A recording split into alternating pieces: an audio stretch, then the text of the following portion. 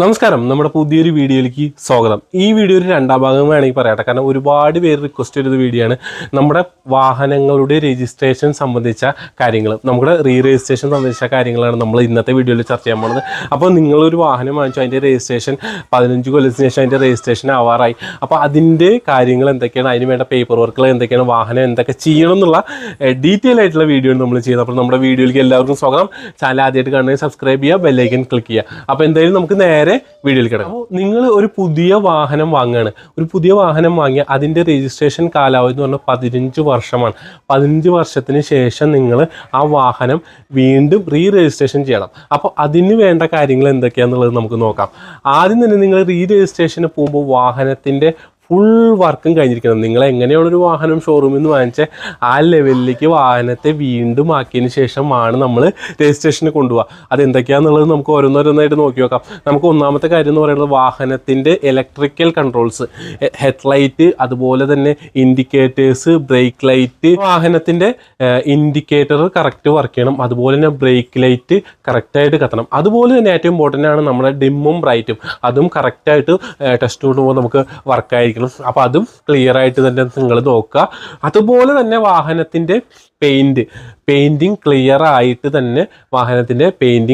തന്നെ നിങ്ങളുടെ വാഹനത്തിന് ഏറ്റവും പ്രധാനപ്പെട്ട മറ്റൊരു ഘടകമാണ് പെയിൻറ്റിംഗ് എന്ന് പറയുന്നത്. അപ്പോൾ നിങ്ങൾ പെയിൻറ്റിങ്ങിന് വാഹനം കയറ്റുമ്പോൾ ആ വർക്ക്ഷോപ്പിൽ നിങ്ങൾ പറയുക വാഹനത്തിൻ്റെ എൻജിൻ നമ്പർ, ചേസ് നമ്പർ, ഈ രണ്ട് ഭാഗവും ഒരു സെല്ലോ ടൈപ്പോ എന്തെങ്കിലും വെച്ച് മറച്ചതിന് ശേഷം പെയിൻറ്റ് അടിക്കാൻ പറയുക. കാരണം അതിന് മുകളിൽ കൂടെ അടിച്ചു കഴിഞ്ഞാൽ വീണ്ടും നമ്മളത് ക്ലിയർ ചെയ്യുമ്പോൾ ആകെ മൊത്തത്തിൽ മാറ്റം വരും. അപ്പോൾ അത് ഒഴിവാക്കാൻ വേണ്ടിയിട്ട് നമ്മൾ എന്ത് ചെയ്യണം, പെയിൻറ്റിങ്ങിന് മുന്നേ അവരോട് പറയുക ആ ഭാഗം ഒന്ന് ക്ലിയർ ചെയ്ത് മറച്ചതിന് ശേഷം നിങ്ങൾ പെയിൻറ്റ് ചെയ്യാൻ പറയാം. അപ്പോൾ പെയിൻറ്റിങ്ങിന് ശേഷം നമുക്കത് ആ എഞ്ചിൻ നമ്പറും ചേസ് നമ്പറും ക്ലിയർ ആയിട്ട് നമുക്ക് കിട്ടും. അപ്പോൾ ടെസ്റ്റിന് മുമ്പ് വേറെ ബുദ്ധിമുട്ടുകളൊന്നും ഉണ്ടാവില്ല. അപ്പോൾ പെയിൻറ്റിങ്, ഇലക്ട്രിക്കൽ വർക്ക് ഇതൊക്കെ ക്ലിയർ ആയിട്ട് ചെയ്യുക. അതുപോലെ തന്നെ വാഹനത്തിൻ്റെ 4 ടയറും ക്ലിയർ ആയിട്ട് പുതിയ ടയർ തന്നെ ഇടാൻ നോക്കുക. അല്ലെങ്കിൽ നല്ല കട്ടയുള്ള ടയർ നിങ്ങൾ യൂസ് ചെയ്യാൻ പോകുക. അല്ലാത്ത ടയർ ഒരെണ്ണം കംപ്ലൈൻ്റ് ഉള്ള ടയറായാണ് നിങ്ങൾ ടെസ്റ്റിന് പോകണമെങ്കിൽ അത് മടക്കും.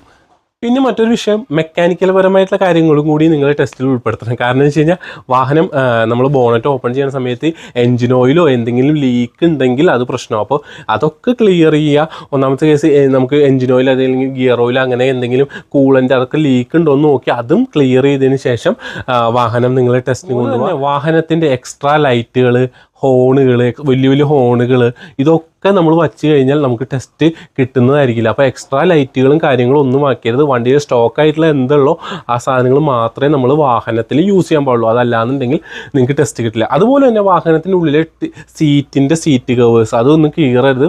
സീറ്റ് കവർ നല്ല സീറ്റ് കവർ തന്നെ ആയിരിക്കണം. അതുപോലെ സീറ്റ് ബെൽറ്റ് ഒക്കെ കറക്റ്റ് ആയിരിക്കണം. അങ്ങനത്തെ കാര്യങ്ങളും കൂടി ക്ലിയർ ചെയ്ത് നിങ്ങൾ ടെസ്റ്റിന് വാഹനം എത്തിക്കുക. അപ്പോൾ നമ്മൾ ഈ പറഞ്ഞു വന്ന കാര്യങ്ങൾ ടാക്സി വാഹനങ്ങൾക്കും ബാധകമാണ് കേട്ടോ. ഈ പറഞ്ഞ കാര്യങ്ങൾ ടാക്സി വാഹനങ്ങൾക്കും നമുക്ക് ബാധകമാണ്. അപ്പോൾ നമുക്ക് 15 വർഷം കഴിഞ്ഞാൽ പ്രൈവറ്റ് വാഹനങ്ങൾക്ക് നമുക്ക് 5 കൊല്ലം കൂടുമ്പോൾ ടെസ്റ്റ് കിട്ടും. എന്നാൽ ടാക്സി വാഹനങ്ങൾക്ക് 8 വർഷം കഴിഞ്ഞ വാഹനങ്ങളാണെന്നുണ്ടെങ്കിൽ ഓരോ വർഷം മാത്രമായിരിക്കും നമുക്ക് ടെസ്റ്റ് കിട്ടുക. അതാണ് അതിൻ്റെ പ്രൊസീജിയർ. എന്നാൽ നമുക്ക് 8 വർഷത്തിന് മുമ്പുള്ള വാഹനങ്ങളാണെങ്കിൽ വാലിഡിറ്റി ഉണ്ടെന്നുണ്ടെങ്കിൽ നമുക്ക് 2 വർഷം വരെ ഇതിന് ടെസ്റ്റിന് നമുക്ക് രജിസ്ട്രേഷൻ കിട്ടും. അപ്പോൾ അതും നമ്മൾ ശ്രദ്ധിക്കുക. പിന്നെ നമുക്ക് പ്രധാനപ്പെട്ട കാര്യം, നിങ്ങൾ ടെസ്റ്റിന് കൊണ്ടുപോകുന്ന വാഹനത്തിൻ്റെ പേപ്പറിൻ്റെ കാര്യങ്ങളാണ്. പ്രൈവറ്റ് വാഹനമാണ്, നിങ്ങൾ ഒരു കാറാണ് നിങ്ങൾ ടെസ്റ്റിന് കൊണ്ടുപോകണമെന്നുണ്ടെങ്കിൽ അതിൻ്റെ എന്തൊക്കെ രേഖകളാണെന്ന് നിങ്ങൾക്ക് വേണ്ടതെന്നുള്ളത് നമുക്ക് നോക്കാം. അപ്പോൾ നമ്മുടെ വാഹനം ഒരു പ്രൈവറ്റ് കാർ പിന്നെ ടെസ്റ്റിന് കൊണ്ടുപോകാൻ, അപ്പോൾ നമ്മളെല്ലാ വർക്കും കഴിഞ്ഞു, നമ്മുടെ ഇലക്ട്രിക്കൽ വർക്ക് കഴിഞ്ഞു, പെയിൻറ്റിങ് കഴിഞ്ഞു, ബാക്കി എല്ലാം വാഷിംഗ് ഒക്കെ കഴിഞ്ഞ് നമ്മൾ ടെസ്റ്റിന് കൊണ്ടുപോകാണ്. എന്നാൽ ടെസ്റ്റിന് കൊണ്ടുപോയാൽ മാത്രം പോരാ, അതിൽ കുറച്ച് പേപ്പർ വർക്കുകളൊക്കെ ഉണ്ട്. അപ്പോൾ അതെന്താണെന്ന് വെച്ച് കഴിഞ്ഞാൽ നമ്മൾ ആദ്യം തന്നെ ഗവൺമെൻറ്റിലേക്ക് ഫീസ് അടയ്ക്കണം. ഫീസ് അടയ്ക്കുമ്പോൾ നമുക്ക് ഫോം 25 ഫോം ഡൗൺലോഡ് ചെയ്യാൻ കിട്ടും. ആ ഫോം നമ്മുടെ കയ്യിൽ വെക്കണം. അതിനോടൊപ്പം വേണ്ട പ്രധാനപ്പെട്ട രേഖയാണ് വാഹനത്തിൻ്റെ RC ബുക്ക് ഒറിജിനൽ നമ്മൾ വയ്ക്കണം. അതിൻ്റെ ഒപ്പം ഇൻഷുറൻസിൻ്റെ കോപ്പി വെച്ചാൽ മതി. കോപ്പി കയ്യിൽ വെക്കണം. പോകോ ടെസ്റ്റിൻ്റെ കോപ്പി വെക്കണം.